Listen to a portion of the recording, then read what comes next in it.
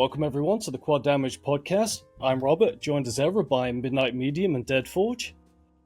Today we have the honor of speaking with the man whose chocolatey baritone is so charismatic, he can even make Alpha Protocol sound good. He needs little introduction, so without further ado, I give you Raycevick. Sorry, I don't take compliments well. Literally thank you for having me. Welcome aboard. Glad to have aboard. you. So without further ado, Deadforge, over to you. Let's get booming. Get booming.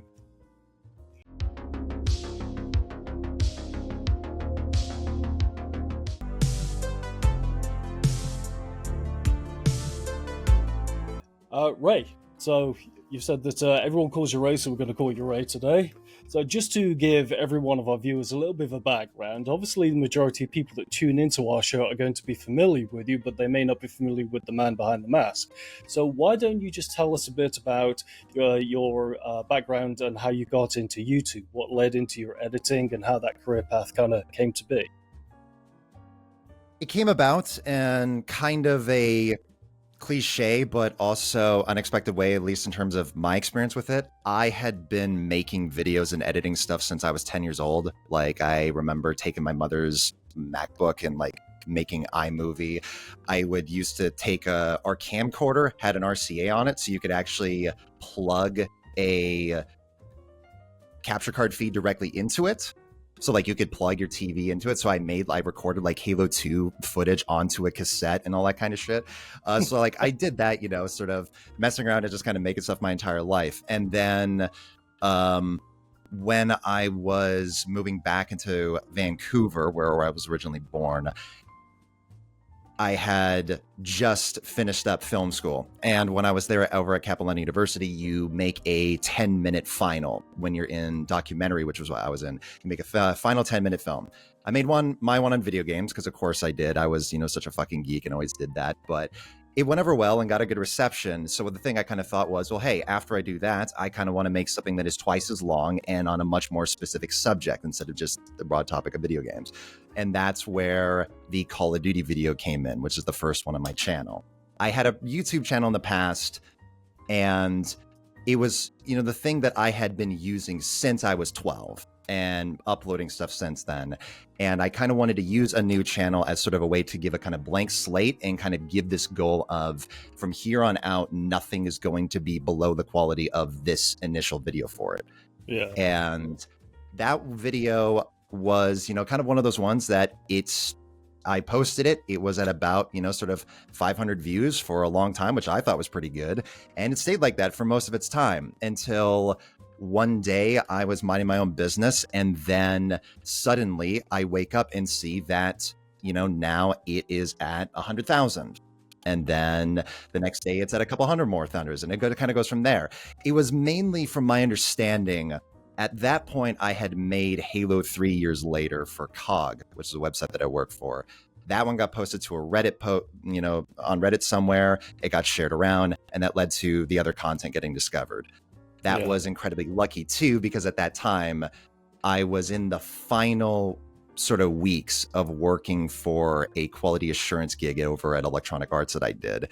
And sort of exactly when COG and I were talking about, them giving me the ad revenue from the money that those videos have made, that is exactly when I got laid off. So, so, it got like sort of this check of, granted, this is over a period of months, so $10,000, which sounds like a lot. And it was, as far as I was concerned, but that was for 5 or so videos over a period of a year, so like that was, it's not like, in terms of, hours per day, the minimum wage job I was doing was definitely still paying more at that time. So when I had that opportunity of being laid off and that happened exactly when that check came in, that was when I went, okay, I could either go for another job, or I could just sort of put all my effort into this and see if it's, becomes something viable as a career path, which I'm still doing it today. Not easily. I'm by no means buying Teslas or Ferraris, but, making a living, I'm still able to do this.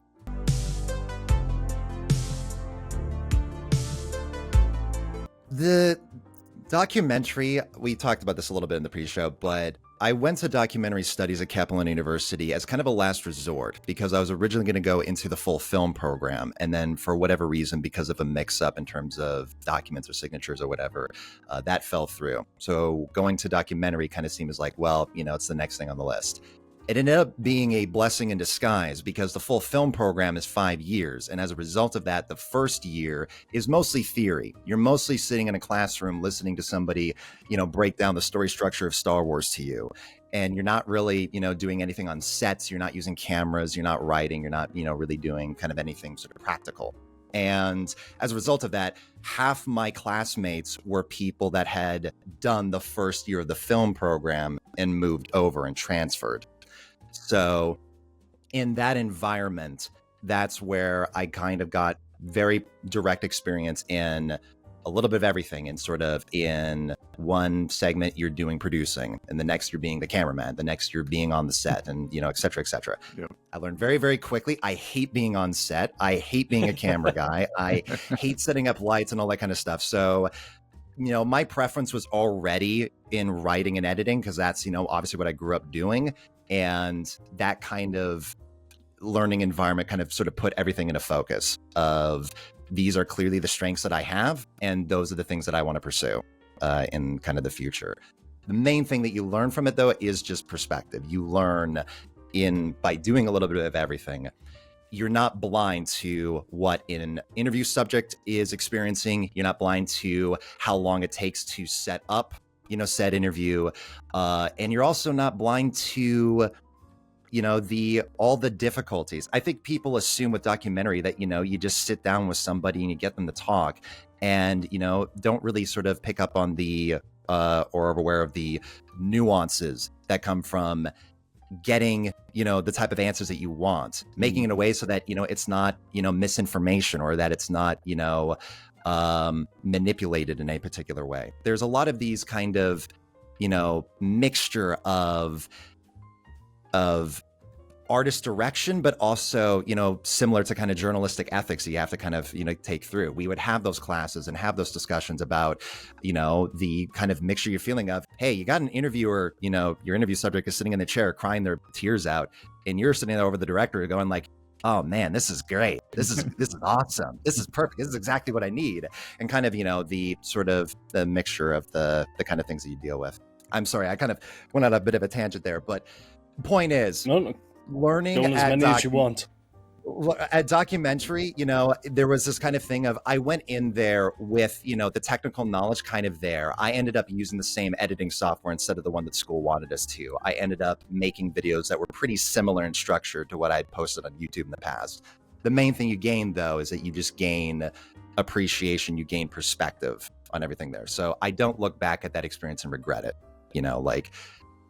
I could have wasted a lot of time being on, full film set for years. I could have gone through unions. I could have gone through, a lot of bullshit jobs. And instead, I kind of just had 8 months to figure out these are the areas that I prefer and the reasons why I prefer those.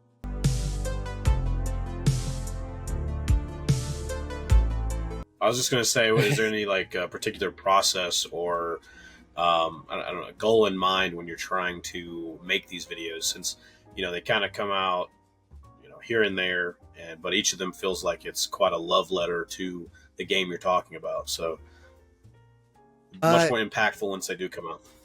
Yeah, well, it varies. The main thing is that in terms of the process, as it were, I'm mostly just doing the same thing that I always did, which was just make the stuff that was on my particular mind. And I've lucked out in the sense that one of the reasons that I left COG, very early on, and I had those discussions with my bosses, was that I said to them, I don't want to be like the Yahtzee for this website. I don't want to be kind of sort of this main mascot or this main pillar that is the reason that people come to this community. And yes, it might benefit the site in terms of, its viewership at that time, but it's not fair to them. And it's not really beneficial to me either to kind of be sort of, this person that is now in a way, yes, not officially, but in a way representing the site. And that was one of the, and they were incredibly understanding of that. One of the things I'm very grateful for is that at COG, you know, it was their YouTube channel, it was their accounts. I was uploading the years later videos and my Call of Duty video originally as pieces for their site.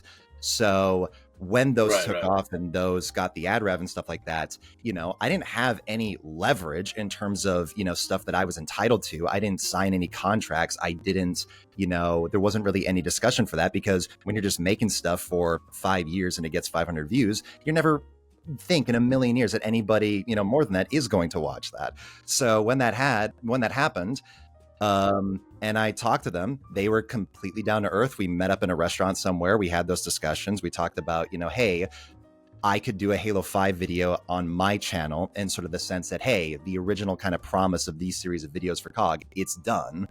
And yet there's still kind of an avenue to channel it to the main channel that I run now. And yeah, it all worked out very, very well in the end. Yeah, man, that's good. It's always good to have from an employer that actually, you know, supports you and understands the predicament and everything like that. That's pretty nice, yeah. Yeah, because we've all had those experiences, negative experiences, I think, with employers where they don't support you. So certainly when it's something that you're providing for them and they support you in continuing it in your own path, then you know, those are great employers.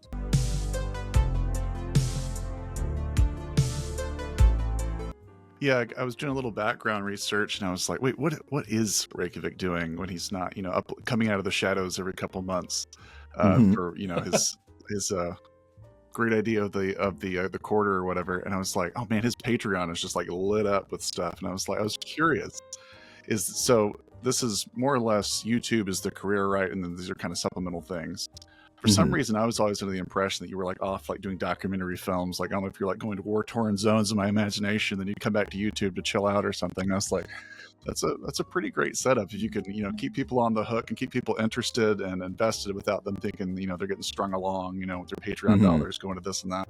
I was just curious if you could speak a little bit to kind of how that community's stuck together like that and not been like, you know, some people's where they're like, you know, I need 2-3 videos a month or I'm out, you know, that kind of thing.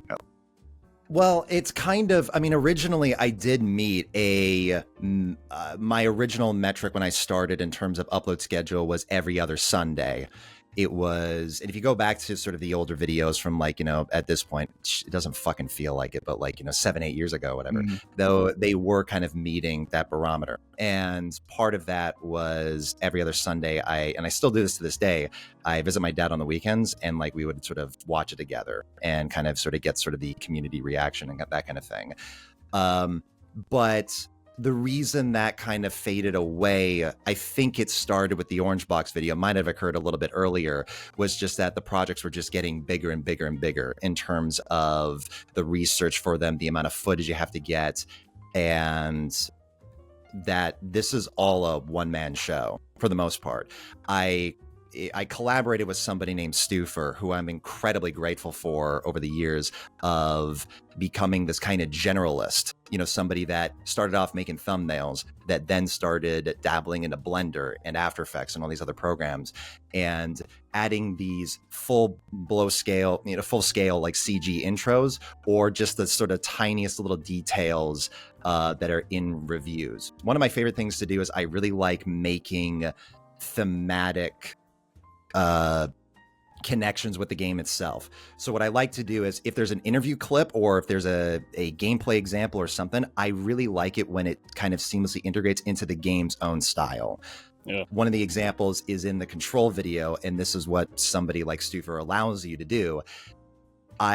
There are these ghost echoes in Control of characters speaking where you see kind of this blue outline of them and they're talking to somebody, and it's this really cool diegetic way of presenting an audio log. Instead of kind of sitting there and going through a cold menu, you're walking through this world and witnessing kind of the event in front of you while still, you know, getting the same kind of effect.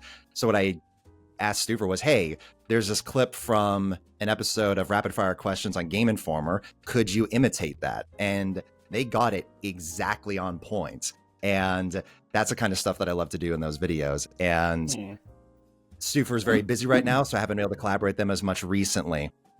But that's the kind of stuff I like to do.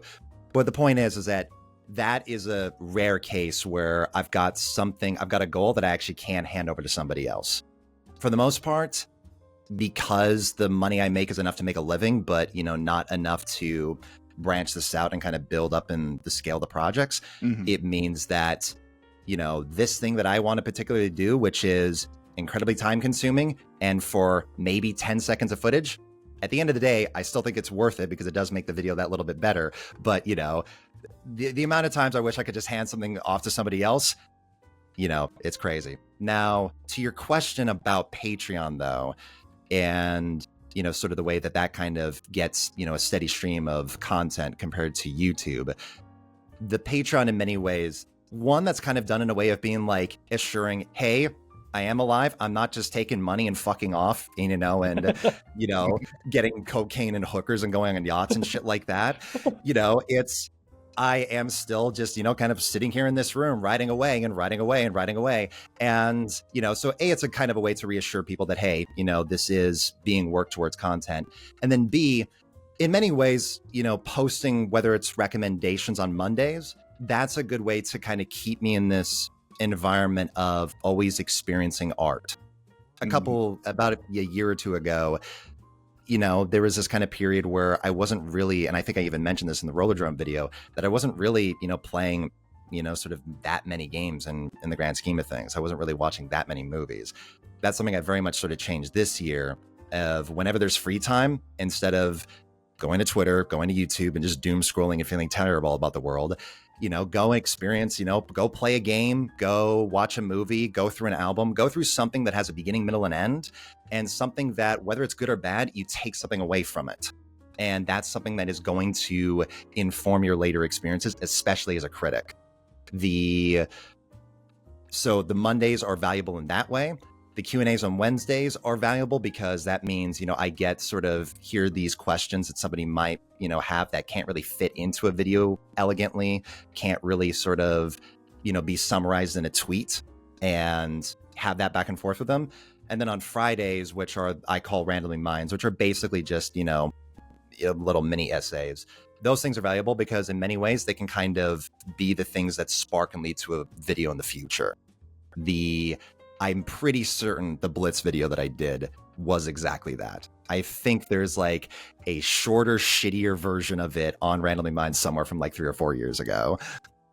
Yeah, just classic writer's workshop type stuff. Yeah, right on. Yep, yeah. And the main thing too is to make sure that, because I think we've all experienced this before of like, hey, here's this person's work that I really like, and here's this thing that I want to see from them, and it looks to be exactly the same thing that I expect from them for free, and now it's like a couple dollars for whatever reason. And I think, sort of, we've all kind of had that. So it's very important to me that like, a video being given out early is kind of like the farthest that it goes. I don't want to get to a point of, making a piece exclusive in terms of video content. If that's going to be the case, like if it's something that can't really fit into that, like the interview that I did with Danny Bilson, I just put that in the description and put it to SoundCloud. And what I find is like, the majority of people don't go to it. It has like maybe 100 views or whatever, but it's important to still just kind of keep that accessible for those that are interested. Yeah, I've noticed that's been a big point of contention with certain people, is that exclusivity, because people really feel compelled to make something that's like a chase item, like I got to give them something if they're going to buy in. I've got to really make the value happen. And it's like, well, and there's right ways to do it, and obviously it differs in the industry that people work in, and a lot of this also just kind of comes down to kind of just my personal preferences on things. It's like, whenever I'm watching like a colleague or a peer who makes a video and they have an ad in it, I don't sort of hold anything against them because I get it. I get sort of the environments of that pressure, and if I really don't want that ad very badly, ad blocker exists, and if I don't want to listen, their 30-second segment, I can just, hit the right key a couple times and I go through it, so it's really not that big of an inconvenience. But it's my thing for not putting ads in videos is just a personal thing. It's not a judgment on anybody else. It's just I haven't found a way yet to integrate them seamlessly in a way that I'm comfortable with, so I haven't done it yet. I am very much considering that and workshopping things with friends to see if there's a way to do that, because Unfortunately, my hometown is Vancouver, which is like the third, fourth most expensive place in the world. And in many ways, the only reason I am here right now is because of patrons and also because of family that take it easy on me on rent. In the space that I'm in right now. It's me and one other family member. We're sharing this place, and it was going to be bulldozed, said like a couple of years ago, and then COVID happened. So that timeline has just been kind of getting extended. And in the meantime, whatever money I do make, I just throw it right into a savings account or investments or whatever. And I don't touch it, and I don't, buy anything that extravagant with it. Yeah, no Teslas for you yet. The No. The sponsorship slots that always get me in videos are when people, they go off on a slight tangent and you can tell that they're segueing into an actual sponsor. That really bothers me because it's like, it's almost deceitful, you're trying to pretend that sponsorship slot. Just tell me, sponsorship slot. We all understand that bills need paying, right? So it's cool. Just tell me. That's the thing is, what I want to do is that if I were to ever, put them in there, the goal is to make it as overt as possible. I always prefer it like, as much of a meme it is, I do like it, when Linus goes, with his bad dad joke, segues, because it's coming and it overtly signals this is not the video portion anymore. This is not the opinion section. This is the clear separation between the product and what he's talking about. I kind of like when people segment to ads, or not ads, but sponsorships where they do like a little skit or something. Mr. Matty and a few others do stuff like that, where they just they do this funny kind of skit where they're not really saying you definitely should do this thing or whatever. They're just trying to make a joke out of it while also getting money from it. And it makes it less serious, less intrusive, and it's just more entertaining than anything. And it doesn't really break the flow of the video. Typically, it usually kind of goes along with whatever they got going on, and I kind of like the way that's done. Yeah, Sphere Hunter's done a couple of those that I really like.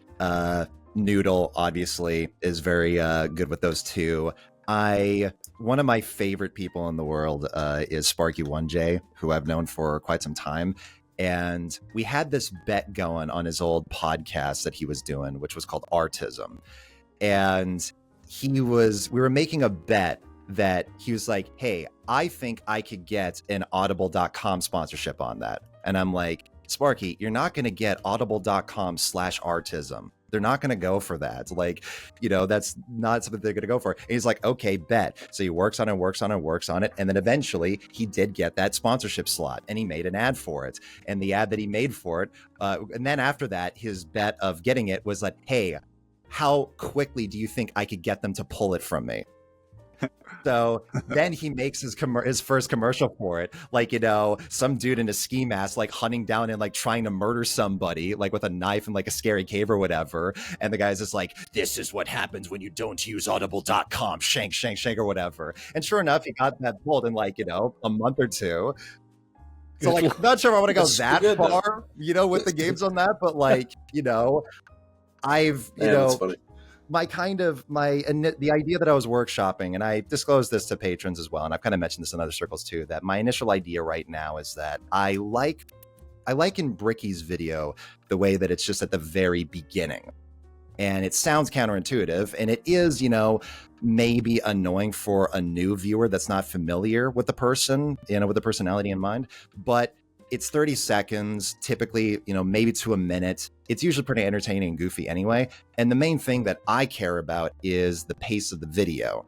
One of the things that can happen with an ad, even if it's overtly singled, is that it's still a little bit too long of a pace break from kind of the rest of the piece, especially if it's a longer one, 3 minutes. That's really difficult to kind of elegantly slim down in there. Whereas if it's at the very, very, very start, I feel like that's something that allows a viewer to just hit their right key 3 times for 10 seconds and go through.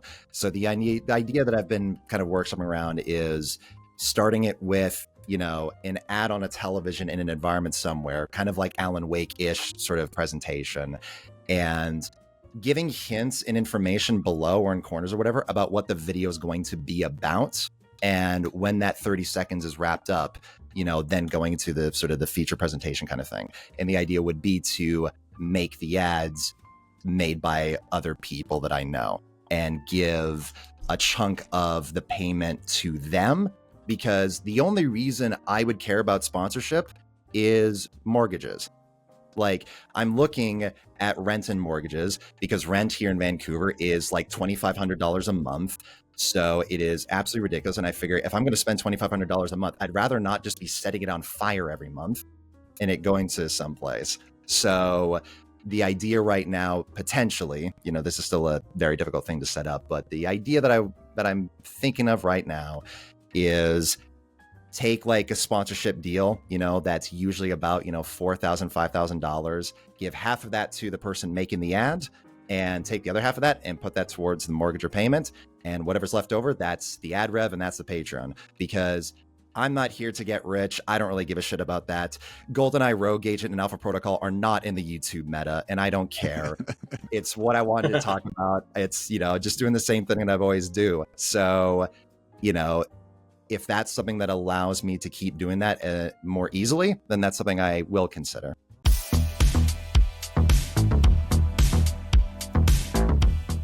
All right, so our guest has 5 minutes to answer 5 randomly generated questions, one with a little trick question that we threw in there. I wonder which one it'll be. It will be not so subtly hidden, and it may or may not be not the first 4 questions. So there's your hint. Question number 1. We'll start off with a softball. Mm-hmm. Just kidding. What do you know is bad for you, but you continue to do it anyway? Twitter. I was going to go much dirtier originally, but then again, Twitter is also very dirty and disgusting. It's something that, it's still not as bad as it was. I still, like, for instance, I haven't logged in there in like the last 3 or 4 days or something like that, right? So it's still way, way better than my addiction previously. But only by the slimmest of margins, I'm sure. Yeah. Question number 2. This might be related. What type of things do you doodle? Doodle, not It's diddle. so random. Sorry. I love it. No, I heard you correctly. It's not that. It's more of, I like to think that my writing is horrible, like in terms of like the literal like handwriting, because like I got a little whiteboard in the corner there, and I got like a little tab or whatever, and I had this feeling that if anybody were to pick those things up at random, they would just think like a fucking psychopath has gone through there, because it's like it's just illegible. There are times where I pick up, like little pieces I've written, and I have a hard time reading what the fuck I wrote on there. So like, God help any stranger that, picks up that notebook and like sees all this, random shit of like, an Xbox controller outline. My last video, I was using an Xbox controller and drawing around it to map out like the chapters of the video, as it were, to figure out what's the best way to pace this thing. I won't delve into the details of that because it still doesn't really make sense, but it worked. So. Nice. Question numero 3. What foods did you used to like but don't anymore? It's not that I don't like candy. It's more of I don't understand how the fuck I ate entire bags of it as a kid growing up. Like, like the sugar keys and like, the fucking gummy frogs and stuff like that. Like I used to, as a kid, buy those little bags on the regular, and I'd pester my mom and, go through them and then, get canker sores for 2 weeks, but then not care, I guess. And as an adult these days, I went to a candy shop recently for like the first time in years, and I think that bag lasted like 6 or 7 months, like, because I just don't understand it. I would take 2 of those pieces, and not only am I jumping through the fucking window, I also feel like shit. So I don't understand what the fuck kids are made out of. Yeah, it's not fair. Like you lose your magical powers of resistance to insulin and everything else as you get older. It's pure cocaine and adrenaline is all it is. Yeah, you can't convince me otherwise. It isn't cocaine. Yeah, no, I'm pretty sure that my son must have a stash somewhere because. Oh God, you have he a just kid? wakes up first thing in the morning. He's like, woo! And I'm like, okay, you need to calm down just a couple notches, just a tad, you know. Take it down It's a a little notch. much. You A little too dial much. That's down the thing I'm glad that kidness. I don't have to deal with. I'm glad that, it's Yeah. just me. I don't have to worry about a Me little kid, neither, yeah. sort of having PTSD coming back at me in real time and me having to explain to them, no, that thing that feels amazing and tastes amazing, don't eat that. It's bad for you. I don't believe you. All right. Yeah. I just Our next question. limit his extremely sugary intake. Yeah. The good dad you are. Otherwise, it would be like trying to wrangle a gremlin. Yeah, well, that's the thing. It already kind of is a little bit. So, yeah, you got a turbo gremlin. Yeah, it and is. You don't want to Need to fucking make do it it. worse. Oh, they're like real life Pokemon, yeah? You got to take them around, you got to feed them, you much. got to look after them. You can't train Get them in to fights fight every now and again. death fights, of course, but it's... Alrighty. Question number 4. What uncommon thing would you encourage everyone to try at least once? That's actually a fucking good question. Zing. Well, I'm trying to I don't want to fucking what is something actually fucking uncommon? I don't want to say like basic bitch thing like, oh, go outside or see a movie or whatever. Like, Alpha Protocol. yeah, play Alpha Protocol. That's actually a fantastic answer. What was I thinking? There's no hesitation there whatsoever. No, play Alpha Protocol. Play in general, like just the thing that whatever you asked, you have this segment of, other people ask, the next guest a question. Mine, fuck it, I'll just say it. Mine is probably just going to be what my video was about from several years ago, which is what is the worst game that they enjoy? Because I think if I ever see like a YouTube channel where all they ever talk about and all they praise are the games that all have like 9 and 10s on Metacritic, I get a little bit suspicious. And, it's kind of like everybody should have at least like one 5 out of 10 game that they absolutely adore. They should have one piece of shit movie that got lambasted by critics that they will defend to the death. Something, that is completely about their own personal taste and preferences. Mm-hmm. Yeah, I think it's I a just pretty wanna good know Tell about me that this point question. is someone who's well known for literally that being most of what I talk about are things that nobody likes or not so well regarded. I feel like that's just my Own thing that at this niche. point. Yeah, I mean, for sure. I mean, Okay. who else is talking positively about Murdered Soul Suspect, I won't. I played that game. It's 5 out of 10. See, Where told you you. come in, Deadforge. I'll Yeah, still. but- I give it credit that I do still think about it sometimes. It's one of the more. It's not 5 out of 10 for being boring or lacking any kind of goal. That's if more games were 5 out of 10 in the way Murdered Soul Suspect was, the world would be a better place. Yeah. Yeah, actually, I couldn't Couldn't agree more finish with that. Yeah, that's. I think. Yeah, and before we continue on, because I don't want to go on a tangent, we do this every time with questions like this. But I was going to say, I think people need to be okay with all games not being perfect nowadays. Like, I feel like everybody's like always aiming for perfection, and they only want to play perfection, only want to see perfection. It's like every time a game that's like, it's pretty good. It's like you can have fun with it. It's not the best thing you've ever played in your life, and somehow everybody's it's terrible.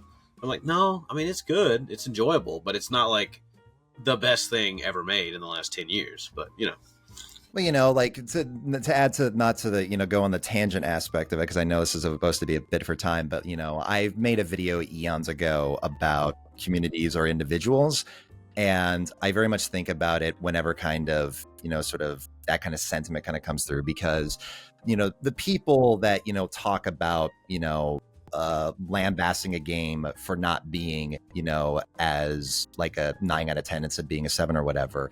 There's several legitimate reasons for them to be frustrated about that. And also, it's very probably not even close to the majority of it. You think back to how popular a game like Destiny was while it was simultaneously getting lambasted, and kind of rightfully so.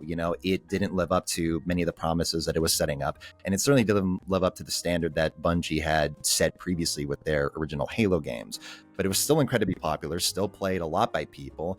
And especially now in this environment, people look back on that game very fondly for the people that spent time with it. So it's kind of a situation of the people that sort of, you're seeing, the way I think of it is that the people that you're seeing kind of in the main spotlight, of a particular game, that's just that current group. That spotlight is going to move to another group previously. It's why you can sort of see a trend of people simultaneously yelling about Doom the Dark Ages. Well, then you can go back in time and people yelling about Doom Eternal. It's because it's different people yelling about the same franchise. And of course, they're all put under the same banner of Doom fan. And, there's also a lot of encouragement to not, go into the nuances of those things. There's a lot of benefits that people have for putting everything under that one umbrella and uproaring an entire community and all that kind of stuff. Somewhere Mayo's ears are burning. He's like, my time is now. Yeah, very much, yeah. If you hear a jar of mayo, like if you hear a seal break somewhere in your house, be concerned. It's okay. It's Polish mayo in my fridge. I don't need to worry about that. I don't think it's... Damn. I've never That's opened fair. it up at any point and hear any conversation about weapon switching from it, so I think I'm okay. Yeah, You'll be safe, you then. might be safe. You might be safe. Don't talk about alien isolation and good light, and you'll be fine. We have one more question. Don't provoke him. Alrighty. Last but not least, if you and White Light, whom we're hoping to God you know who that is, if you and White Light had a fight, that rhymes, who would win?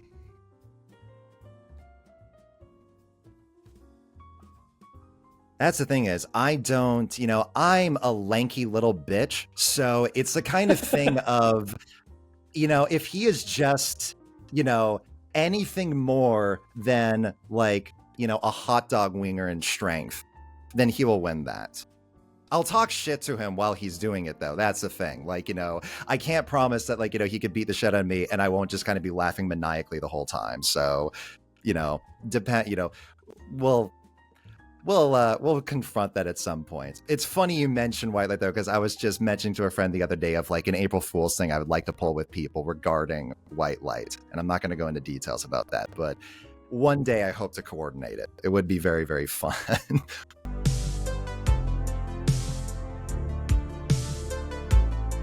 You may have another question you'd like to start off with, but we've been dancing around Alpha Protocol quite hard here, so I feel like we should just, dig in. Rip the band-aid off. Yeah. 'Cause Everybody's favorite boomer shooter, Alpha Protocol. Yeah. Yes. What's the question? well, I know that you had that, speaking of intros that probably took a little bit to make, that Lord of War style intro, I believe it was, and that recent Make Games Last Forever, and that kind of reminded me, of Alpha Protocol, the deep dive from a while back. Short of doing the project with GOG, is there anything that you're like personally kind of investing your time in, or any connections that you've made that you're kind of like, I can kind of influence this and more than just making, one for the game I'm known for kind of thing?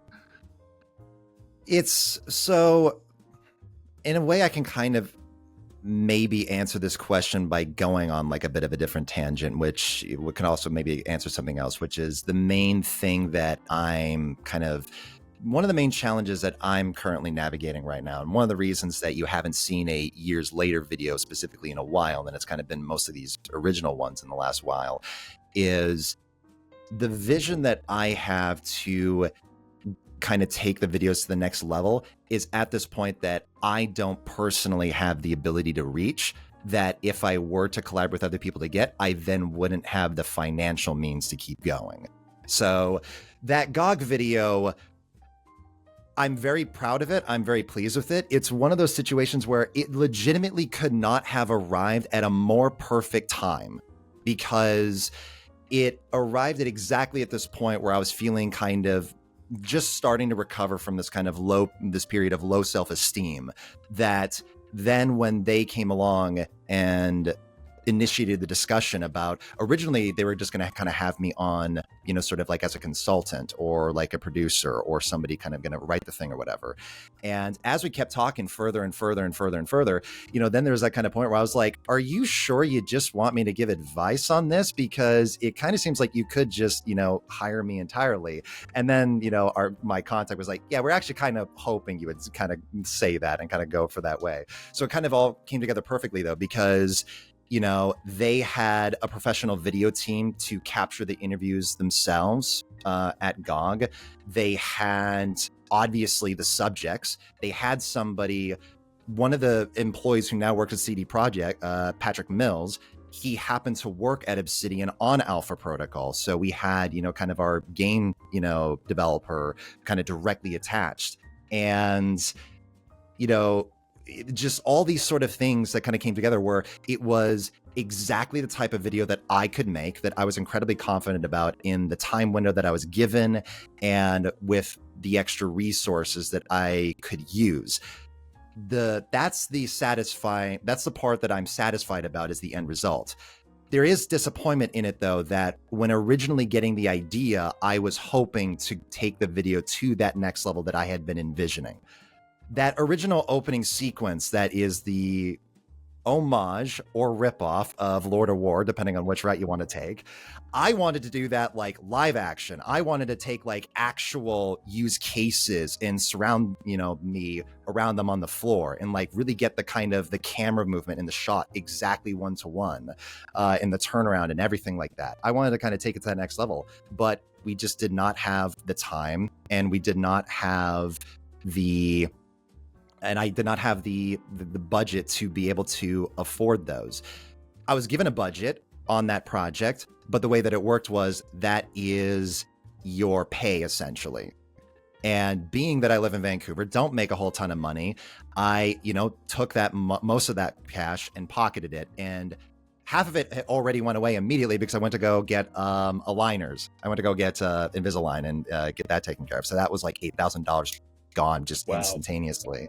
So that's the thing, is that, like, you know, like I said, that project could not have been more perfectly timed, but there is that desire to, you know, when I'm thinking of these videos, I'm already thinking of them in the context of the grand scale image. I'm thinking of them with the live action subjects, with a really good CG transition, with all the developers attached, with being able to go to the studio and get like behind the scenes look and also go through their archives and stuff like that. But, you know, that is a lot of teams struggle to do that with their budget. So let alone doing it by yourself, let alone, you know, in the midst of playing the game constantly and writing constantly and editing the whole thing, it's just a little bit too much. So I hope to take that, you know, to that kind of next level at some point. And I am, you know, steadily working towards that, but it's going to take time. And in the meantime, there's a lot of, I don't know what the word is. There's a lot of self-commitment that I kind of have to remind myself that, hey, this is a really fucking great position to be in. Like, yeah, you're not getting to make sort of the videos that you're exactly imagining, but you're getting to say exactly what's on your fucking mind. You get to present it in a way that is still meeting a standard that you have set for yourself many, many years ago. And, you know, like, my original dream gig was like being a reviewer at GameSpot. Like, this is way fucking better than that. Like, what was I thinking? Like, why would I want to work for, like, you know, CBS and like working in a cubicle and having to play RoboCop, you know, on the Xbox, you know, or anything like that? You know, at least in my case, if I'm playing a game like Alpha Protocol or Shadow After Red Mercury, or in this case, Perfect Dark Zero, it's because I'm choosing to. It's not because I have to. I've done those 2 out of 10 reviews for COG. They're not fun. They're not enjoyable. They're not a good time. Can confirm. I did that King Kong game from like a year ago, and I thought, oh, I'm going to do King Kong, and I'm going to go right into Gollum, right? It's going to be this inverted slope. It's just going to be this, you know, descent, race to the bottom. And you King see, Kong, my ears perked up at King Kong because I was immediately thinking of the 2005 game. You know, you know, Peter that Jackson. classic. I rewatched that the was video good. just because it popped up the other day, and I was like, oh my god, Raycevick talked about this. Let's do this, because that's just like one of my personal favorites. But holy shit, that Skull Island thing is just like a tragedy. And I thought, you know what, I can't do that. I can't do it to myself with Gollum. There's no way. No, it's, I don't know if you guys had this experience too, but one of the things that can happen with a review site, or at least in the case that I was in, is that, you know, so a game like Metal Gear Solid 5 comes in, and obviously every reviewer puts their hand up of like, oh yeah, pick me. I want to, you know, be the one to review that fucking game. But, you know, then something, you know, comes in like Gollum, And suddenly, everybody's really busy that week, and like, oh, I have an Xbox, I can't use it that time, So like, in many ways, I kind of came to a point there where I was doing this kind of thing of just like, I would just put my hand up and kind of immediately, because it's sort of like, yeah, no, like somebody's gonna have to take this. So instead of just randomly assign somebody to it, how about I use it as a learning exercise. How do you make a 3 out of 10 driving game interesting in a review? And I'm not sure if I accomplished that, but I tried at the very least. It's at least a way better prompt than, this was really good and I liked it, it made me feel good. Like, it's actually hard to express it in a way that is interesting and not just like you reading somebody your diary entry.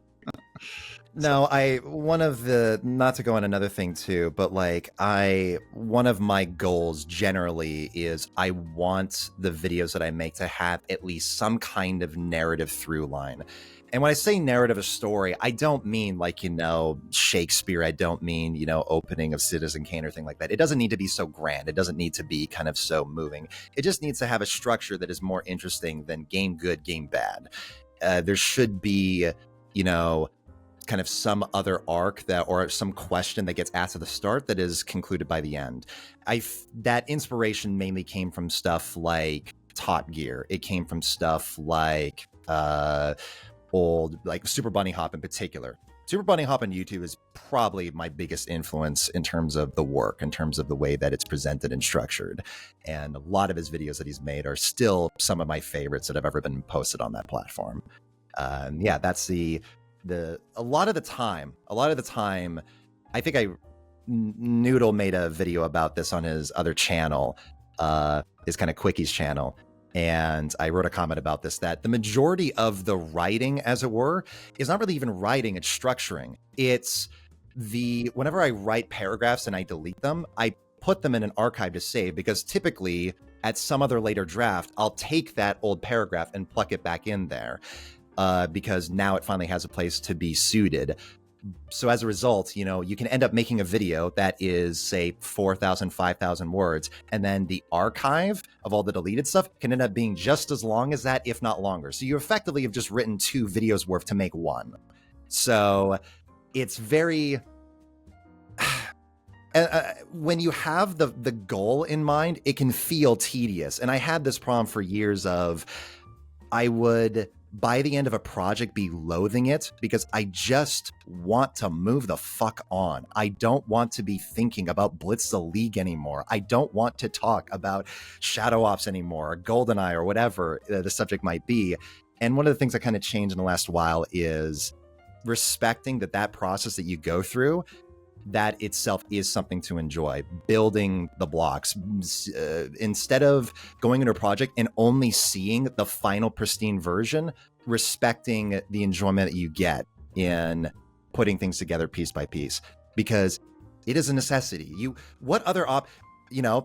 Yeah, sure, someone's going to say AI, but like, no, in the real world, the actual, process is you have to go through these things. And, like, I'm not a top level editor. If I had my way, I would absolutely hand it off to somebody else, but I can't do that.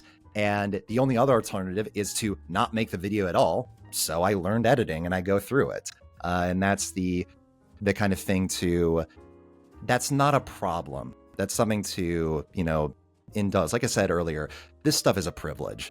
Being able to do this stuff is being able to make videos for a living and be able to talk to, whatever the challenges might be. I only had one other job before. It was definitely worse. Maybe there's some fringe benefits here and there. It was definitely worse, unquestionably. Yeah, it's the same like with this podcast, though. It's no one's getting rich doing it, but it's an absolute pleasure being able to do it, talking to the people that we get to talk to. People that you'd been subscribed to for God knows how many years. I would have loved to have talked to the head of Arcane. Like, what the fuck? That was something I would have done for 2 or 3 hours. Deadforge sorted us out because, as I mentioned before, Raph had been on his show as well. Shout out to the Gaming Bounty Board podcast. Mm-hmm. And he got him back on board as well. And I shit a brick. I'm like, we're talking with all the big YouTubers and the Boomer Shooter publishers and stuff, and then suddenly Raphael Contoli is on the show, and I'm like, I was literally pacing around this room, nervous, before we recorded that. I checked the Yeah. script like 15 times, just to make sure that it was 100% professional. And there wasn't a dick joke in there, which, usually there's something in there like that. Yeah, because he would Yeah. never make those. Yeah. He was such a cool guy as my well. original discussion with him was only like 12 minutes long or something. Yeah. Mhm. And that was the very first developer that I'd ever talked to. Wow. And it was the first time when I was like, holy shit, this is like a dream come true kind of moment. And I mean, you talk about nervous. I mean, I think you could even watch the interview and see kind of how nervous I was. And I even like wrote down like all these different questions because I only had like 10 minutes. And I've said plenty of times before, I mean, I took Raph's advice from a post that he made on Twitter about how to go about talking to game developers. And it was I think, to just, I don't remember exactly how it went, but he said something along the lines of, if you're going to approach someone like a game developer or so on, you got to understand that they have limited time like you have limited time. So, it was like, hey, if you have a spare 10 minutes or, a spare few minutes, and if you're willing to give that to me, that kind of thing. And that's basically what I did. Because I think I couldn't even directly message him. I had to like tag him in a post on Twitter that he just so happened to see, and then it went from there. And that was cool. I've done that a few times now, and that's always a privilege. Yeah, no, there's absolutely nothing wrong in asking. And the other thing that I learned from this too was, when I was working on GoldenEye Rogue Agent, when I was doing that video, I had reached out to several different developers at all levels. I reached out to designers and I reached out to artists and all that kind of stuff, and wasn't getting anything back. And when I, sort of put the email through to go to Danny Bilson, who was a writer on that game, who then, later on became the CEO of THQ and all these other big things and is a Hollywood screenwriter, you don't think, oh, that guy is going to be the one that replies to you. But the thing that you learn in that environment is that, Danny, as a result of his work and as a result of working, I believe when I I don't know if this is still the case, but I'm pretty certain he was working at a university at the time that I contacted him. Because of that, he was the one who had a secretary. He was the one who had an assistant, somebody to get through the emails. So, I got the reply back within a day or two and saying, hey, he has half an hour on this day. Do you want to set that up? So yeah. If there's a piece of advice I could ever give to anybody that's going into this, is that don't hesitate to talk to big names because you think that, you're such small fry, they're not going to respond to you, because that big status is in many ways the reason that they might have more free time than a lesser known developer. And then also that, these people are big names to you or me. At the end of the day, they're just people. They go to, game developers don't get pulled over aside typically when they go to a Starbucks. They're not, being harassed on a train or thing like that. Most of their challenge is spent, in game engines and in tech and all that kind of stuff. It's not really in sort of the public sector. So, these people are celebrities to you or me, but they're not going to be as sort of swamped as you would expect. Yeah, I think a good piece of advice for just doing any of what we do at all, I mean, whether it's this podcast or making our videos or getting developers involved or even other creators, no matter how big or how small they may be, every single one of them are all human. So it doesn't matter how famous they may be, or whether it's just the niche of gaming or it's film or whatever it may be, because like you said, their popularity, their fame level, their celebrity status is very much just towards that one group. Because if there's somebody out there who just doesn't watch movies, they might not know who any of these directors are that you think are almost impossible to talk to, or, whatever. Same with game developers. I could probably go to work tomorrow and ask 10 people who Rafael Colantonio is, and probably none of them will even know who he is. Maybe one person, and that would be a stretch, I feel like. So, I think the best advice is just always just shoot your shot. Take a chance, because they're human Worst too. they can say is no. So there's a possibility. Yeah, no, absolutely. Worst they can say is no. And unless you are for some reason wanting to date them, it's not going to be that devastating. It's a thing of it's a kind of another thing sort of too to that is that the industry is hysterically small. One of the things that I realized when talking to a developer who was attached to Metro. I got to talk to 2 of the developers on Metro Exodus, and they were fantastic in terms of giving out details. Yeah. Great video, by the way. Thank you. I don't like that one, but Really. but when I was talking to the developers on that, one of the things that one of the devs described to me is that he said, if you were to ask me to go and get in contact with this other person, I might not know them, but he's worked in the industry long enough at this point that he probably knows somebody who knows that other person. The amount of crossover at studios, the amount of transfers, the amount of people going all over the world, like this developer from, originally working at, for a Malta, originally working in Malta, and then ended up at Ubisoft Toronto, like on the other side of the world. And then, can I tell this story? I'll tell you this story later, just in case I can't off the air. But it's not like anything terrible. It's mostly just like, I'm not sure if the other people gave like an NDA or whatever. But the point is that the way I can generalize it is that it's a very sweet story about, here's these 2 people who think they're going in different directions in the industry, and then within a couple of months run right back into each other again. Because, it is kind of amazing how small it is, and depending on the genre, the smaller and smaller it gets. Something like an FPS genre might be big right now and have a lot of people, but if you get to the niche subgenres, it sometimes goes to like single individuals in terms of people who know how to make this jump feel perfect, or how to make this gun feel satisfying, or whatever the feature might be.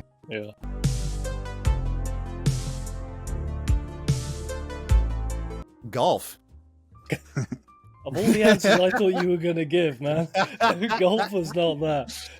I was originally, so before I was doing, any of this, I was originally, until the age of 15, I was somebody who idealized Tiger Woods. I had Jack Nicklaus VHS tapes. I had Tom Watson, guidebooks and stuff like that. And I was over at the golf course every other day with my family. It was an absolute passion. It was something that for a good chunk of my life, I thought was easily going to be the career path I was going to do. I was on a team. I had a coach. I was planning out, how to get to G school. I was thinking about how to get the license, et cetera, all this stuff. I played in tournaments, won some, lost quite a few, had that experience of thinking, you're the hottest shit in the world and then getting trounced by some other kid, like I went through everything like that. I went through the whole 9 yards. And then when I was 15 years old, I kind of was just at a driving range one day and just kind of thought to myself, is this something I want to do every single day for the rest of my life? And the answer I came to was no.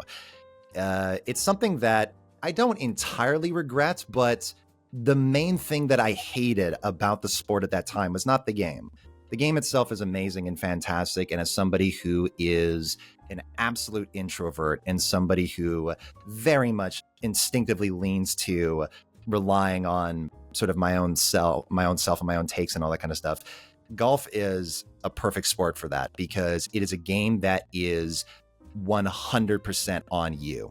There is no sort of anything you can fall back on of, the team was screwing me over, not giving me the plays that I wanted, or, the weather wasn't there, setting up for this, or, we couldn't answer the strategy call or whatever. No, it is, you are on the exact same playing field as everybody else.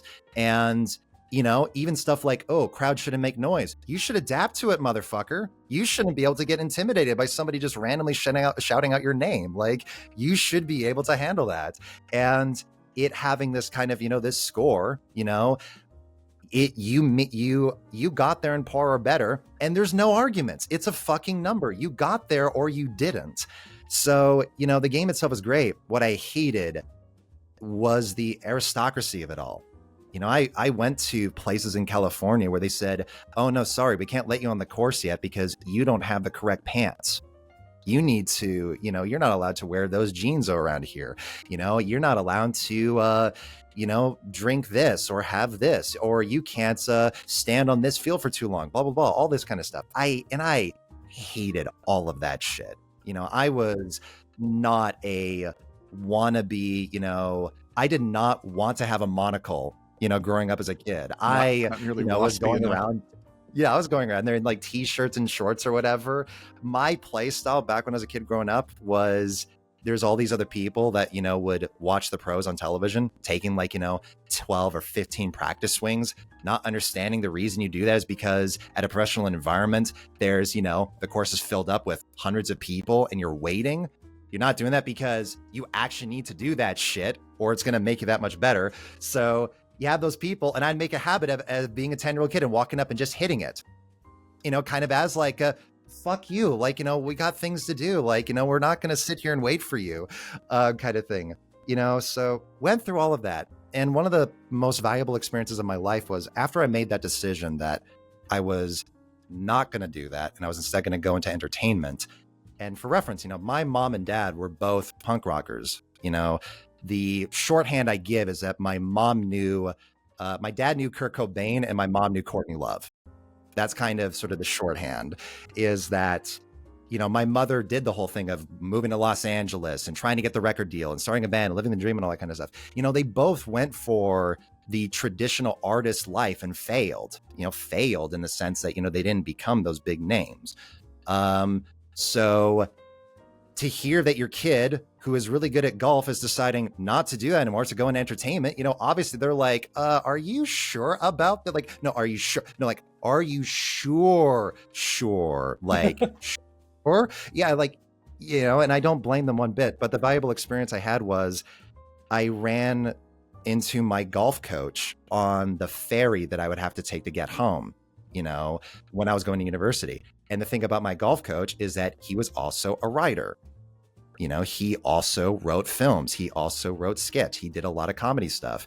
And we sat on that ferry just talking about shows and characters and arcs and story development and, the university I was going to. And he just gave, complete approval. And there was no judgment. And there was no kind of like, oh, you really lost that opportunity. He just believed that, no, if you came to that decision that this isn't something you want to do every day, then that is the choice. That is the one that you want to go through. That was incredibly valuable. And, maybe the little bit regret that I mentioned was that the sport is a lot better about this now. If you go to golf on YouTube now, it's a lot more fun. It's a lot less professional. There's a lot more trash talk compilations. There's a lot more, people playing. Yeah, people playing, shotgun mulligan, kind of games on YouTube, or playing with pros, but, like, oh, the pro's going to be on weed or whatever, and we're going to try to beat him collectively or whatever, like, there's a lot more fun. It's a lot more laid back. The long drive is now like a big event, where previously it was always considered a joke. There's all these things attached to it that, maybe, it would be fun to be in that world now. But at the same time, that's something you can get into later in life. And it's something that, at the end of the day, the entertainment, like I said, I was originally thinking about being a reviewer for GameSpot and ended up in a place that's way better than that. So, I am not complaining. If the only disappointment maybe with golf is that it probably would have made more money. That's maybe like, You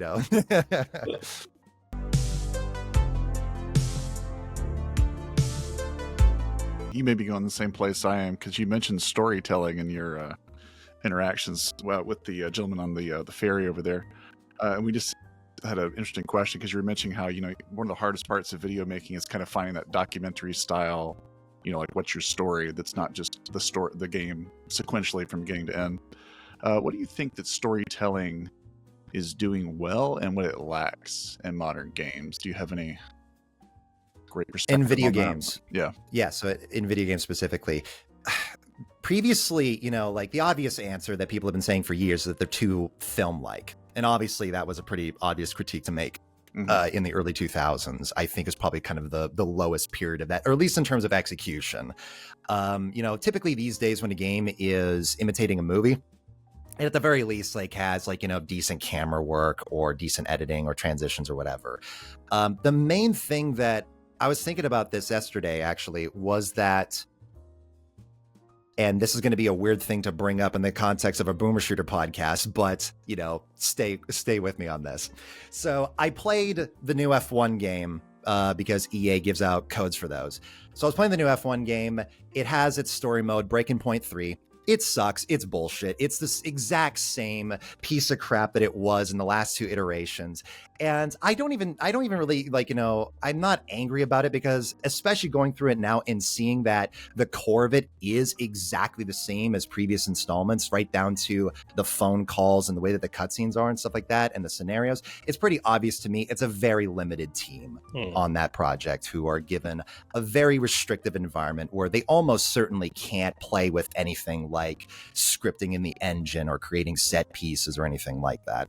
They're given this very limited window. The main thing is, though, to answer this question about what do I think games do wrong about story, I think a lot of the time it comes down to the people that they put in the position of storytelling. And the reason I give this example is that what's interesting about the new F1 game is that, so you have your normal story mode, you also have a bonus mode this year related to the F1 movie. Now, I haven't seen the F1 movie yet. I got tickets to go see it next week, but I don't know yet if it's good or bad. I don't know what my take is on it. All I know is what I've seen in the trailers. But in the game, the way that it works is they have this scenario that is based around the movie. So you're playing the game, but you have the hero car from the film, and you are playing out a scenario that is a take on one of the scenes in the movie where the character is practicing at Silverstone. And when you're playing the game, it's prefaced by scenes that are just literally from the movie, acting in the place of cutscenes. And the comparison that you get is you get to see a direct comparison between a Hollywood team writing this story and the Codemasters team writing a story about the same sport.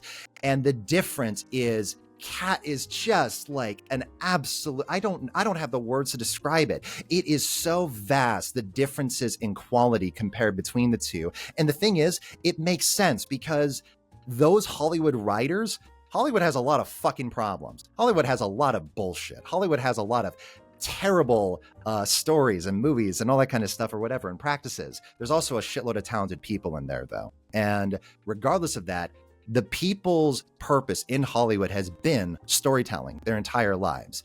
It might be, shorthand. It might be, the most simplistic, Vice-like, thing I recognize kind of style. But at the end of the day, that is the thing they've been learning and practicing. They have not been studying vehicle physics or game engines or AI or anything like that what these game studios have done. And here's the thing. You want those physics nerds doing the driving game. Those are the people that are going to make it fun. You don't want them to be storytellers, though, because that's not their forte. And the problem is that because storytelling is this thing that, you just need to write, you just need to put a camera in place, it seems relatively easy. That kind of anybody thinks that they can do it. And that F1 game, kind of just reveals the difference that here's this bonus, tacked on tie-in with a film, and it has better pacing, better dialogue, a better scenario, a more interesting outcome. It has more than just somebody else looking at entertainment and thinking, oh, well, entertainment is when there's a fast cut transition or when a character is crying into the lens. And it's like, no, there's way more to it than that. And the main thing you need is a story. And the main thing you need from that is life experiences related to that story and a previous experience too. You need to go through the previous works to get there. The example I kind of give is that Matt Damon was 27 when Good Will Hunting came out. He had been working and been doing all these things and doing all the things you're supposed to do in the industry. But in terms of, what his success as an actor, and a lot of it is privilege and a lot of it is luck. But even in that environment, it still took until 27 to get one big break. But just one thing I just remembered, there was a sobering statistic I heard, which was, I forget the fucking name of it, but one of the actors guilds in Hollywood, that has like 30,000 employees, something like that. It's one of the most prestigious groups that you can be in. Of those 30,000 people working in that guild, 30% of them make more than $29,000 a year. Like, no, this shit is so fucking hard and so difficult to make a living out of. So, to think that, oh, hey, I watched Drive to Survive. I know what that is. We're going to put the same gray background and it's going to feel like a story. No, it needs way more than that.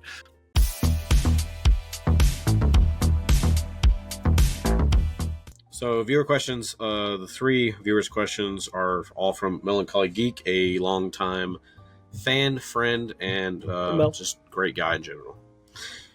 So starting off, what games in the past, say 5 years? Okay, well that's right. Okay, let me try again. The way that is. Okay, what games in the past, say 5 years, surprised you with the way they handled their tutorials? Okay, that person must have Jesus fucking Christ, they're really going back to be making a reference to tutorials. Fuck. The thing, I don't know, like I'm just thinking through like kind of like the last, this kind of sucks because, okay, so I haven't played, like the most recent game I played recently was Doom Dark Ages. That is not an example of a good tutorial in my mind. That's an example to me of like a game that is going more in the direction of not allowing the player to kind of seamlessly go through the problem that I had with it is that it's a type of tutorial that does not let you progress unless you do something exactly the way that they intended. So like it can't be, oh, you have parried this enemy attack and then shot them once to kill them. Like, no, you have to parry and then parry and then parry, and then we'll let you through because we're not entirely certain that you have got this mechanic in you. And I totally get it. Like I'm not giving this as like a id Software, you fucked up, how dare you kind of thing. It's more just that I've seen other games do this, and I find that it just doesn't seem to accomplish the goal that I think devs are intending, where I think it's essentially impossible to ensure that 100% of your player base are going to play the game exactly the way that you intend. Like it is just a very, very difficult thing to go through. And this is also kind of something too that I have not also looked at the data on this, and this could also be what maybe has led to games taking this approach. If I'm somebody who has played FPSs before and I'm getting irritated about this tutorial sequence, but I keep going, and then people who ordinarily wouldn't play this genre then take this information way more to heart en masse, and you have the data that that's the case, then it is a worthwhile trade. You are only irritating a hardcore group of people who are going to play your game regardless in exchange for people who might not otherwise touch this genre at all. But that's the thing, is that all I know is my immediate instincts as a player, and all I know is that when I do something and it works, and then the game tells me, no, that was wrong, you can't do that, I instinctively get irritated, and I can't help that. So...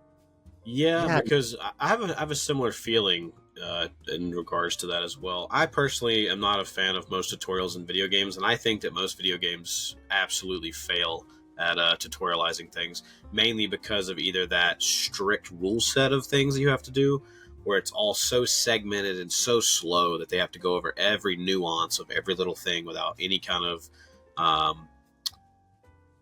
player freedom to figure some of those things out in a free form kind of way.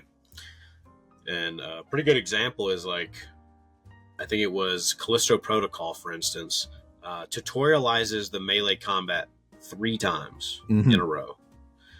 It literally gives you a slow-mo, quick time event tutorial on how melee combat works.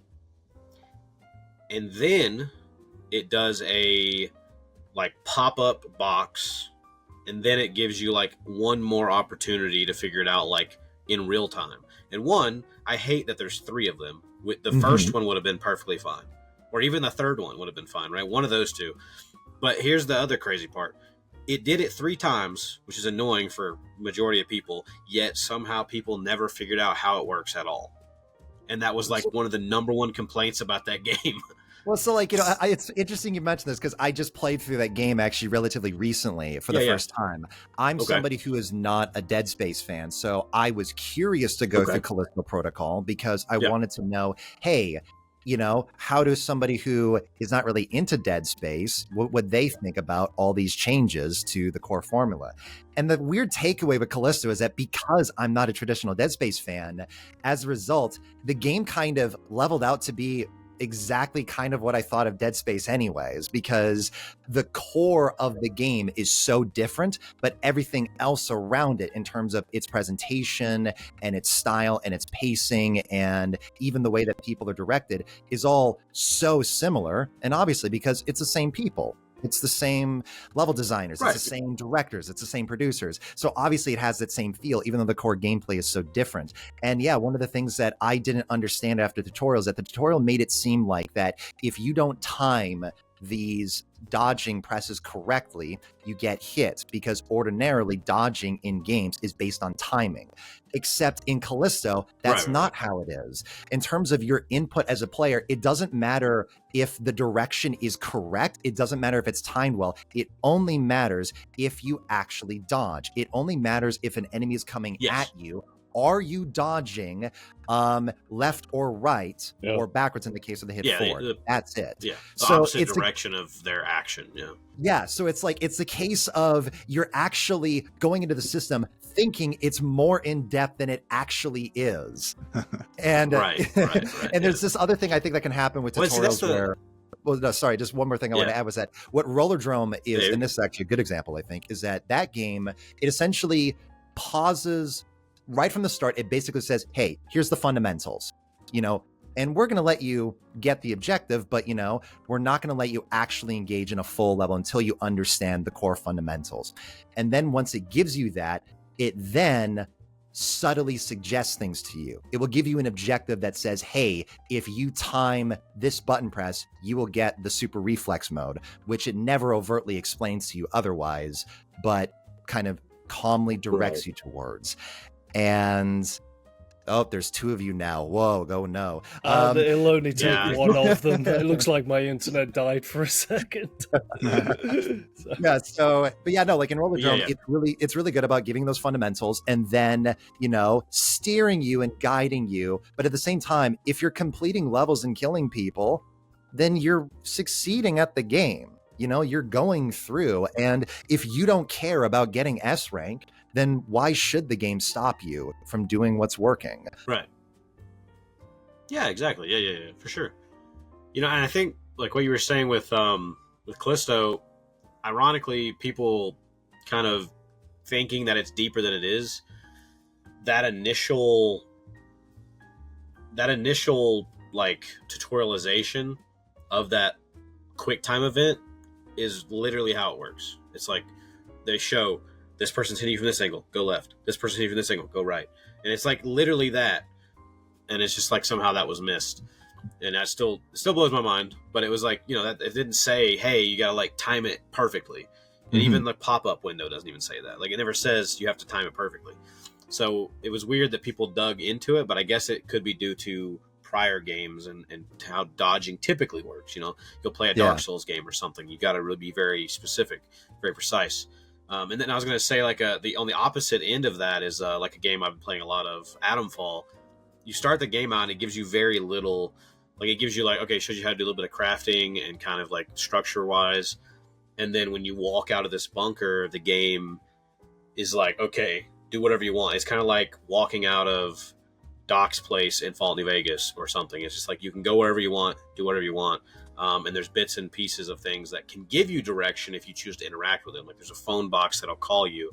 It can give you a direction, but if you don't answer the phone, then you won't have that direction. I mean, there's another guy this way who kind of tell you, oh, there's a thing here, and you can do that. But if you don't ever talk to them or you just choose to shoot them, then you don't have that. So a lot of people are actually put off from the game because of its lack of direction.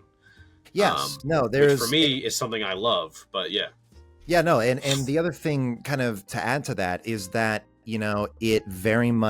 it varies from game to game. There is no silver bullet solution that is going to, there's no mechanic or structure of game that is going to universally assist whatever game it might be. Like one of the things that I mention in terms of Doom games, which is just, a good example because it's, easy. A lot of people play those games. One of the things that always stood out to me is that I do really like Eternal and I really like 16. But the thing that always stood out to me was that 16, I could go in at any moment and put the game on ultraviolence or nightmare and be able to handle it. Whereas with Eternal, the initial hour of revisiting that game, I would always be fucking terrible. I would always be like, I have gone right back to square one. And then you put the pieces back together again. And then suddenly it's like, oh, literally me not using the flame belch. That alone is costing me death and levels. If you're not using that as freaking need to, you're not using the chainsaw enough, you lose. And it's something that, you know, is not better or worse. It's just different. And it's going to be preferred for some people compared to others. And it's definitely not something that universally all games should do. So on to question number 2. Is still in relation to the first question, which is tutorials. The importance of tutorials 10 years later. When? Never, because that's a subject that's, you know, I feel like I said my piece on that. You know, I don't hold the opinion that Fallout 3 is a good example anymore. That's definitely, you know, not a current thing. I do think Titanfall 1 is still a very good example of a tutorial done well and efficiently and quickly. Fallout 3 is like something story-wise is cool, but tutorial-wise is such a very long and drawn-out There's thing. no reason there shouldn't be a skip button in that game. There is zero reason that shouldn't be there. It takes so long to get to the intro. Yeah, and like also that actually in some ways kind of you know adds to the point, which is that I find a lot of times with video games, and this is something that actually one of the reasons maybe I don't have a lot to say about tutorials these days is that games in general, when it comes to tutorial and then the related subject to that accessibility, they've gotten way the fuck better about that. One of the great things about Doom Dark Ages is that it just essentially lets you customize every single component of the enemies that you face in that game. It's something that, you know, if there is a situation like if they ever were to have an equivalent of something like the Marauder, now you have an avenue of, hey, if this is a thing that for this specific group of people, they really don't like this enemy, well, now you can literally just enlarge their window, or you can lower their damage output, or whatever it is. Like whatever is the one little, you know, kink in the armor that is the thing that you want to get rid of and address. Now players can address those. I fucking hate rapid press. I fucking hate rapid press QTEs, not because I can't do them, just because I find them fucking annoying. So even though it might be an accessibility option for people who can't do that, almost every video game I play, if there's an option to toggle that and just make it hold, I just do that. Yeah. I have like a two-sided kind of, like, I feel like accessibility is like a double-edged sword. I feel like it's fantastic. I love that more people get to play games, and it's an awesome thing to have, but I also feel like in some scenarios it takes away from like how a game should be played, and it kind of takes away from the, I guess, the old school factor of learning how to play a game to get good at a game, to actually finish a game, versus like, all right, I'm just going to turn all the sliders down to nothing, so now I can just walk through Dark Ages and I can just look at the enemies. I don't even need to fight them. You know what I mean? Like, it's the kind of thing of, you know, like, I've played several games that would do that. Yeah. It's the kind of thing of, you know, my kind of view on that is that I've never really seen a scenario where the accessibility options have been adopted by a big enough chunk of the user base that the core gameplay loop is not being engaged with on the whole yet, you know, and kind of until that sort of situation kind of, maybe there is an example where that's happened, but like, you know, the reason for, you know, the elephant in the room, a game like the Soulsborne games go through this conversation. The thing that makes the discourse kind of so tedious is that it's not even actually about difficulty. It's just about, like, the reason From Software, as far as I understand, the reason they do that is for the shared world experience, so that everybody is playing the exact same game, so that, and that's one of the reasons that it becomes so popular on stream and why there's such community. It's not even specifically to do with difficulty. The game could be universally easy.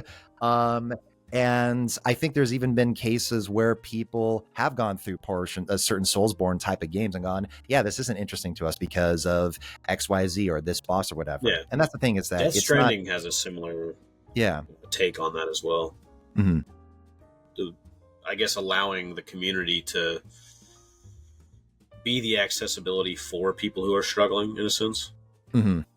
Yeah, no, so it's like, it's something that, like I said, it's, you know, there's very few things in the industry that are, you know, like for silver bullets. And it's just a thing of, like, for accessibility options, a lot of those are probably the closest thing that there are. Because, for instance, it doesn't matter what type of game that it is.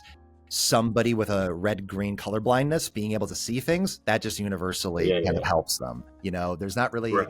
I'm sure there is. I'm sure somewhere, you know, somebody can make a specific game where it says, hey, red and green needs to be in here. If you can't see it, go fuck yourself. And you know what? More power to Right. them. You know, that game can be its one particular thing. But like, you know, that's Right. Are we supposed those to are ban always Ninja Turtles there's apart? always exceptions to the overall rules. Yeah, of course. So, So Melancholy's question number 3 is: have you ever thought about doing X years later videos on your own videos? Yes, the main one that I've thought about was Halo Reach, because that is a video that if you go back to it, it has like a completely even or slightly to dislike ratio of like, you know, dead half, where people love it or hate it. And there's various reasons for that. One, not a very good video, but two, it's also, that was very much in the portion of when I was starting out and very much kind of trying on styles like the way that a teenager tries on clothes, you know, kind of like, oh, this one I'm going to be more Charlie Brooker. This one I'm going to be more Jimquisition, whatever. And that was the one that was definitely much more inflammatory and much more, this sucks, this is, you know, good or whatever. And the problem that I have with that style, one, I just don't think I like it very much. But then also two, the thing I don't like about that video is that if you do not like Halo Reach, you just 100% agree with it. And if you love Halo Reach, you just 100% disagree with it. And there's very little in between there. I've always said that I don't care about being liked or people agreeing with me, only that they understand. And the component of that is that if you are, that you're the one making this piece, you're the one making the arguments, you are the ones that are initiating this one-way conversation. And in that environment, you need to reach out to the audience. You don't need to cater to them. You don't need to do things that they request, but you need to be writing it with them in mind. You need to make sure that the arguments you're making are easy to comprehend and to make sense of. And after that video, I don't particularly care for either Sam Harris or Neil deGrasse Tyson, but there is a fantastic video out there of the two of them talking. And it was Neil essentially saying to Sam, hey, Sam, when you are making these very pointed arguments and using these strong words, you have to understand that even though you're writing this for academics, you are releasing it to the public. And so you understand then that in the zeitgeist, the word natural means good. You know this. You know that that's what people are going to interpret. So you can't get mad when they misinterpret that, because you're writing that with that knowledge in mind. You know, he referenced that, you know, in basketball, if you pass the ball and your teammate doesn't catch it, it's your fault 100%. Because you should not have set up a scenario where that was even a possibility. And I very much took that to heart. And the Halo 4 video, a game that is way more controversial than Halo Reach is, didn't have nearly that type of disparity. So I think it did work out in the end. The reason to go back and maybe make a years later on it one day is not to fix it. It's not to see as, oh, I regret what was done there. I don't like the video and I have my problems with it, but it is what it is. And I learned a lot from it that I wouldn't have otherwise. The reason to go back and do it now is that I think there's a story opportunity there. There's a way to give a take on Halo Reach that is both more in detail and more respectful and credible to the developers, while then also giving a personal take that wasn't there previously.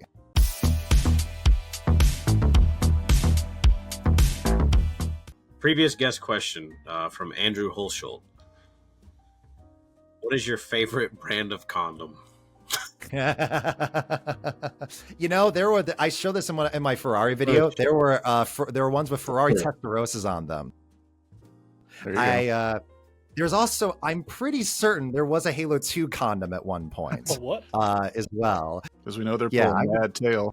I'm gonna go see if I could dig this up. eBay.com, Halo 2 condom. I probably shouldn't do this on my normal browsing software, but fuck it. Oh, yeah, shit. it's not coming up on eBay, but let me see if I can Google search it. First thing that shows up, reddit.com. Where can I get the Halo 2 promotional condoms? Oh, God bless shit. Reddit.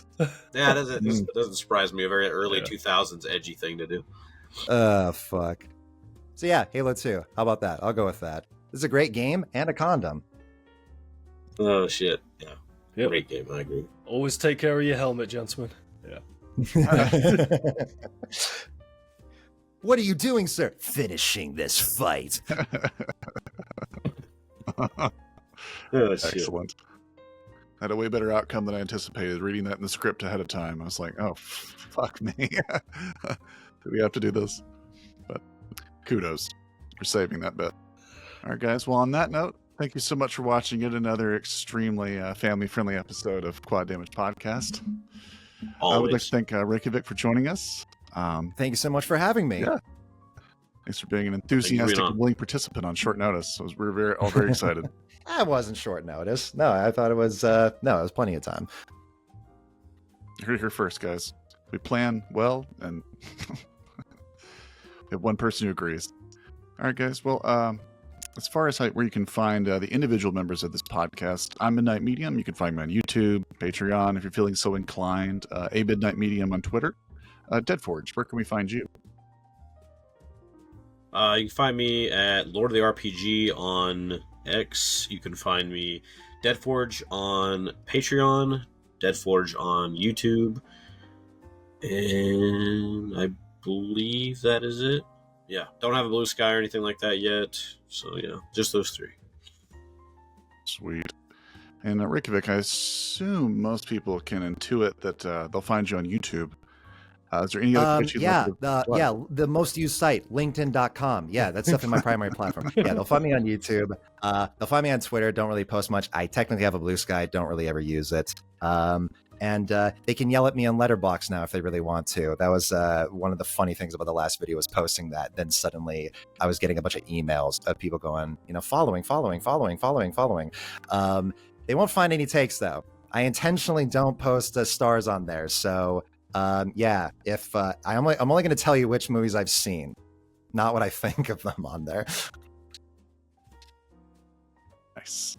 All right, Robert, well, take us home with where we can find the rest of our assorted paraphernalia across the interwebs. Well, you can find me personally on Twitter /X at RobertYapp80. You can find the Quad Damage Podcast, obviously on YouTube. You're watching it now. But you can also find us and chat shit at us on Twitter /X at the Quad Dam Podcast, the same on Blue Sky as well. And where else are we? We're on Reddit, the Quad Damage Podcast as well. So hit us up there. Keep on booming. Keep on booming. Keep on booming. With that All beautiful right, Robert, lag. there's your post-processing challenge right there. Let's sync those up. Yeah.